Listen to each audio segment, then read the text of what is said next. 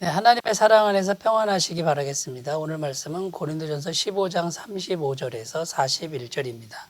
누가 묻기를 죽은 자들이 어떻게 다시 살아나며 어떠한 몸으로 오느냐 하리니 어리석은 자여 내가 뿌리는 씨가 죽지 않으면 살아나지 못하겠고 또 내가 뿌리는 것은 장래의 형체를 뿌리는 것이 아니요 다만 밀이나 다른 것의 알맹이 뿐이로되 하나님이 그 뜻대로 그에게 형체를 주시되 각 종자에게 그 형체를 주시느니라. 육체는 다 같은 육체가 아니니 하나는 사람의 육체요 하나는 짐승의 육체요 하나는 새의 육체요 하나는 물고기의 육체라. 하늘에 속한 형체도 있고 땅에 속한 형체도 있으나 하늘에 속한 것의 영광이 따로 있고 땅에 속한 것의 영광이 따로 있으니 해의 영광이 다르고 달의 영광이 다르며 별의 영광도 다른데 별과 별의 영광이 다르도다. 아멘. 네, 오늘 말씀은 부활장 고린도전서 15장의 5번째 단락이 되겠습니다. 네 번째 단락에서 바울은 부활신앙을 가진 사람들은 의롭고 거룩한 삶을 살게 될 것을 자연스럽게 그렇게 살 수밖에 없게 되는 이제 그런 것을 설명을 했었지요. 이번 5번째 단락의 주제는 뭐냐면 두 가지 질문으로 되어 있는데요. 그 두 가지 질문을 답하는 형식입니다. 첫째 질문은 이겁니다. 죽은 자들이 살아나는 일이 과연 있다고? 이런 질문이죠. 죽은 자들이 어떻게 살아나느냐, 살아날 수 있느냐, 이런 질문, 이런 내용이고요. 두 번째는 만약 부활을 한다면, 죽은 자들이 다시 살아난다면 어떠한 몸의 상태를 지니게 되는가, 이런 질문에 답하는 형식으로 되어 있다는 겁니다. 그래서 이제 오늘 본문 말씀 이 질문에 대한 답을 지금 바울이 주고 있는데 그걸 살펴봄으로써 부활신앙을 새롭게 하는 귀한 시간이 되셨으면 좋겠습니다. 첫 번째 질문 이거죠. 죽은 자들이 다시 살아난다는 말인가? 다시 살아난다고? 과연 그게 가능한가? 이런 질문이죠. 36절 어리석은 자여 내가 뿌리는 씨가 죽지 않으면 살아나지 못하겠고. 자, 식물을 예로 들어서 지금 바울이 설명하는데 우리가 씨를 심으면 그 식물에 씨를 심으면 씨가 죽지 않습니까? 죽었지만 없어지는 게 아니라 식물로 다시 살아나는 것이죠. 그러니까 이 세상에 수많은 종류의 식물들이 있는데 씨가 없는 것은 거의 없습니다.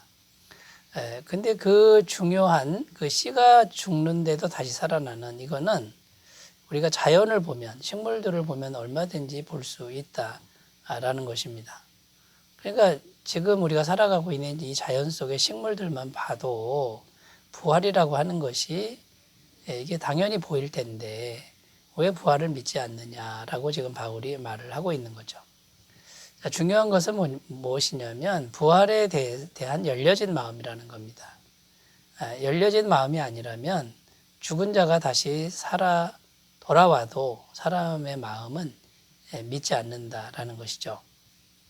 여기서 우리가 좀 더 깊이 생각해 볼 것이 있는데, 자, 우리가 자연을 보면 하나님의 그런 본질이나 하나님의 속성을 알 수가 있다는 거죠. 왜 그렇습니까? 이 자연이라고 하는 것이 하나님이 만드신 작품이기 때문에 그렇습니다. 여러분 작품을 보면 그 작품을 만든 사람의 인격이나 그 다음에 성격 이런 것들이 들어가 있죠. 그러니까 우리가 자연이라고 하는 식물이라고 하는 이것을 볼 때 하나님의 인격, 하나님의 속성, 하나님의 본질 이런 것들을 발견할 수가 있다라는 것입니다. 그래서 열려진 마음으로 보기만 하면 이 부활이라고 하는 이런 것들은 그냥 믿어진다라는 것이죠. 제가 예전에 성경 공부 시간에 들었던 예화를 저는 지금도 기억하고 있습니다. 그건 부활과 영생에 대한 것인데요. 우리가 어머니 뱃속에서 10달을 머물죠. 어머니 뱃속에서 10달을 머무는데 이제 이 아이가 10달이 되면 세상 바깥으로 나오지 않습니까? 근데 아이는 너무나 두려운 겁니다. 어머니 뱃속에 있을 때 너무나 좋았는데 이제 자기의 삶이 끝장난 것 같은 이제 그런 두려움이 몰려오는데 이제 10달이 돼서 이 세상으로 나오면 100년 정도를 삽니다. 더 넓은 세상, 더 긴 시간을 살게 되죠. 자, 우리가 이제 이 세상에서 100년 정도 살다가 이제 또 죽음을 맞이합니다. 그러면 끝장난 것 같은데 그 이후에는 영생이라고 하는 영원한 시간 속으로 우리가 들어가게 된다라는 거죠.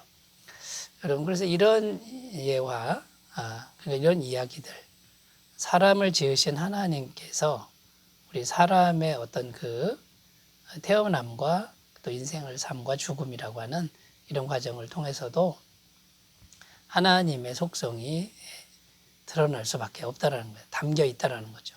열려진 마음으로 보기만 하려고 하면 언제든지 볼 수 있는 것이 이런 부활의 속성이라는 겁니다. 그래서 죽은 자가 다시 살아난다고, 살아날 수 있다고 라고 하는 이런 질문은 풀 한 포기만 봐도 알 수 있다 라고 지금 바울은 말하고 있는 것입니다. 사랑하는 여러분, 우리가 열려진 마음으로 이 부활과 영생으로 충만한 그런 심령이 되셨으면 좋겠습니다. 두 번째 질문입니다.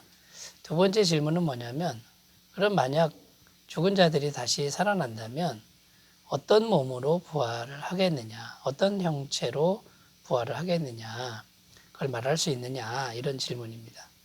자, 이것도 바울은 식물을 예로 들어 설명을 하고 있습니다. 37절, 38절에 보면 또 내가 뿌리는 것은 장래의 형체를 뿌리는 것이 아니요 다만 밀이나 다른 것의 알맹이 뿐이로되 하나님이 그 뜻대로 그에게 형체를 주시되 각 종자에게 그 형체를 주시느니라.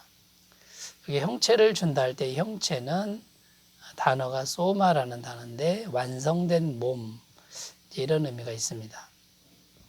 이 말을 하는 핵심 의도가 뭐냐 하면요, 씨는 심을 수 있으나, 씨는 인간이 심을 수 있으나 그 형체, 완성된 몸은 인간이 정할 수 있는 게 아니라는 겁니다. 인간의 마음대로 되는 게 아니라는 것이죠. 자, 그 형체는 오로지 하나님의 손에 달렸다라는 것입니다. 자, 그 형체를 맺으려면 일단 충분한 비와 햇볕이 있어야 되겠죠. 자, 충분한 비와 햇볕은 사람이 만들 수 있는 게 아닙니다. 하나님이 주셔야만 되는 영역이고요. 인간이 할 수 있는 게 아니라는 겁니다. 또 잘 자라다가도 병충해나 태풍이 지나가고 나면은 햇볕과 비가 아무리 풍요로워도 이 형체를 이렇게 만들 수가 없는 거죠. 이것도 역시 인간 능력 밖에 일어나는 겁니다. 자, 그러므로 이 형체를 이룬다는 것은 전적으로 하나님의 손에 달렸다.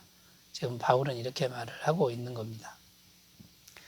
지금 식물 얘기를 하고 있는 것 같지만 바울은 부활 얘기를 하고 있는 겁니다. 부활의 몸도 우리가 이 땅에서는 죽지만 다시 부활해서 형체, 어떤 형체를 가질 것인지는 하나님의, 전적으로 하나님의 손에 담겨 있고 하나님 뜻에 담겨 있다라고 지금 말을 하고 있는 것이죠. 그러나 그 식물의 씨가 심어서 죽지만 다시 살 때 아름다운 모습으로 그 형체를 이루게 되는 것이죠. 이것이 부활이라고 지금 말을 하고 있는 것입니다. 여러분, 창세기에 보면 하나님께서요, 말씀 한마디로 이 온 천지 만물을 창조하시는 그런 이야기가 나옵니다.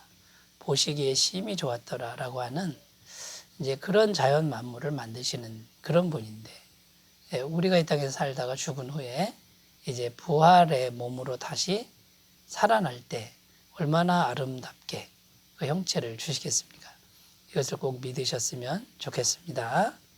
창조주 하나님에 대한 신뢰, 온 세상을 만드신 창조주 하나님의 그 솜씨, 그분의 아름다움, 이것을 신뢰하는 귀한 시간이 되셨으면 좋겠습니다.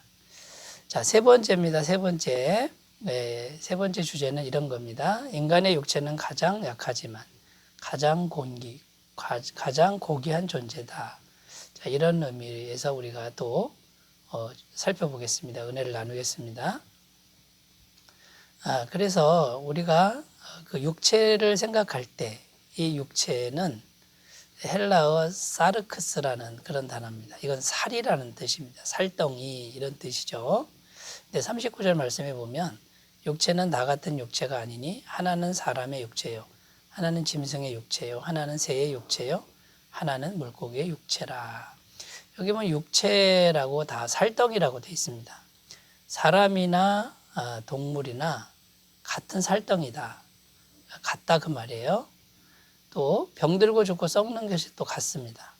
그런데 인간의 살덩이는 다르다는 겁니다. 차원이 다르다는 겁니다. 왜 그렇습니까? 인간의 살덩이를 보면은 짐승의 살덩이보다 더 약합니다. 그런데도 고귀하다는 거죠. 왜 그러냐면 하나님의 생기를 담는 그런 살덩이라는 겁니다. 창세기 2장 7절에 하나님의 생기를 담아 생명이 되었다. 이렇게 이제 말씀하고 있는데 짐승과 같은 살덩이지만 인간의 육체는 하나님의 영을 담고 있고요. 고린도전서 6장 19절에도 하나님의 성령이 거하시는 거룩한 전이다. 같은 육체지만 하나님의 영이 거하시는 육체가 되는 거죠. 로마서 8장 11절 예수님을 살리신 성령이 우리 안에 계시면서 우리 죽을 몸도 살리실 것이다. 그러니까 인간의 육체는 같은 살덩이지만은 차원이 다르다. 왜냐하면 살이 중요한 게 아니라 그 안에 담겨 있는 하나님의 영, 부활의 영이 계시기 때문에 그렇다라는 것입니다. 자, 그러므로 여러분 오늘 주제가 뭡니까? 죽은 자들이 살아나는 것은 분명하다. 식물 한 포개만 봐도 그렇다. 이런 내용이고요. 또 죽은 자들이 어떤 몸으로 부활하는가? 하나님이 주시는데 천지를 창조하실 때처럼 너무나 아름답게 주실 것이다. 자, 그런데 인간의 육체는 정말 연약하고 짐승과 비교해서 그렇게 약할 수밖에 없지만 하나님의 영을 담고 있기 때문에 반드시 부활할 것이다. 죽을 몸도 살리실 것이다. 이렇게 지금 말을 하고 있는 것입니다. 사랑하는 여러분, 오늘도 부활신앙으로 확신을 가지는 귀한 시간이 되셨으면 좋겠습니다. 기도합니다. 하나님 아버지, 오늘도 우리에게 부활에 대한 확고한 믿음을 허락하여 주옵소서. 예수님의 이름으로 기도드립니다. 아멘. 주님의 임재가 충만하시기 바라겠습니다. 감사합니다.